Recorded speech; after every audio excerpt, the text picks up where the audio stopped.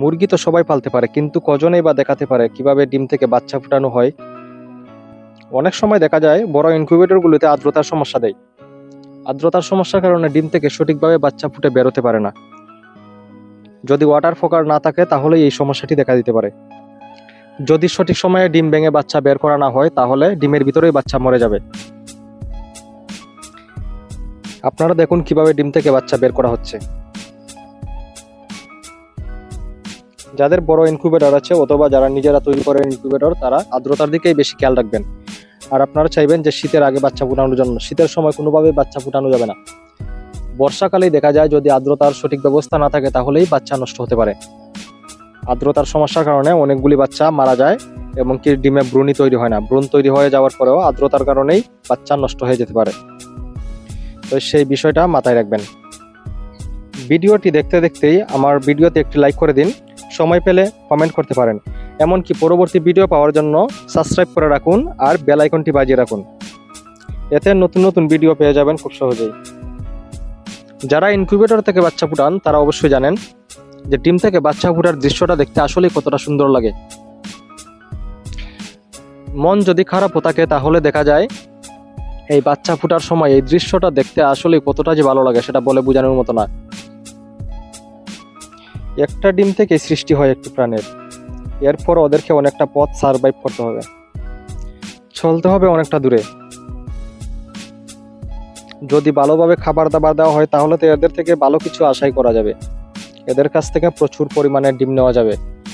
আর যদি অনেকে এই খাবারটি না দেন, ওদেরকে খাবারের কষ্ট দিয়ে রাখেন, তাহলে এদের কাছ থেকেও আপনি ভালো কিছু আশা করতে পারবেন না। কারণ আপনি এদেরকে যা দিবেন তাই ফেরত পাবেন। একটি ফাউমি মুরগি বছরে প্রায় 200 থেকে 250 পিস ডিম দিয়ে থাকে। যদি আপনি এটাকে সঠিকভাবে পরিচর্যা করতে পারেন তাহলে 250+ ডিমও পাওয়া সম্ভব।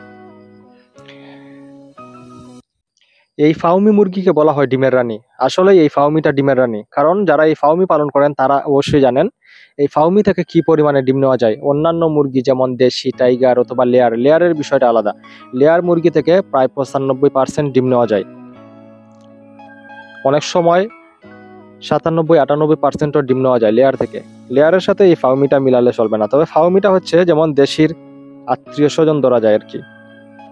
এই ফাউমি থেকে যে পরিমাণে ডিম নেওয়া যায়, এর ডিমে অনেক পুষ্টি থাকে, এর ডিম খেতেও অনেক সুস্বাদু। একটি লেয়ার মুরগির ডিমের রেট 9 থেকে 10 টাকা এবং একটি ফাউমি মুরগির ডিমের রেট হয় 14 থেকে 15 টাকা। পাইকারি রেটে দিলে এর থেকে কমও হতে পারে আরো। আর যদি 20 ডিম বিক্রি করা হয় তাহলে আরো অনেক বেশি রেটেই বিক্রি করা যায়। একটি ডিমের রেট থাকবে 18 থেকে 22 টাকার মধ্যে।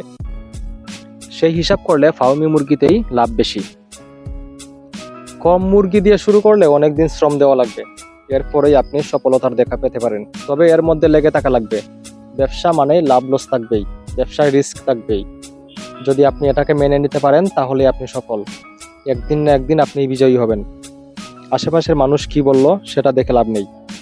আমি যখন প্রথমে মুরগি নিয়েছিলাম অনেকে বলেছিল এই ফার্মি মুরগি পালন করা যায় না, এই মুরগিতে অনেক সমস্যা হয়, এই মুরগি একটা বয়সে মারা যায়। কিন্তু সেই থেকেই আমার শুরু। যখন সবাই আমার বিরুদ্ধে তখন আমি একাই, আমি মানুষের কোনো কথা আমার কানে নেইনি। এখন আমার বিশাল ফার্ম আছে, নিজেই মেশিন তৈরি করি, অনেক মুরগি আছে। প্রতি মাসে মোটামুটি ভালো পরিমাণে মুরগি এবং ডিম বিক্রি করতে পারছি। আলহামদুলিল্লাহ, এতেই আমি সন্তুষ্ট।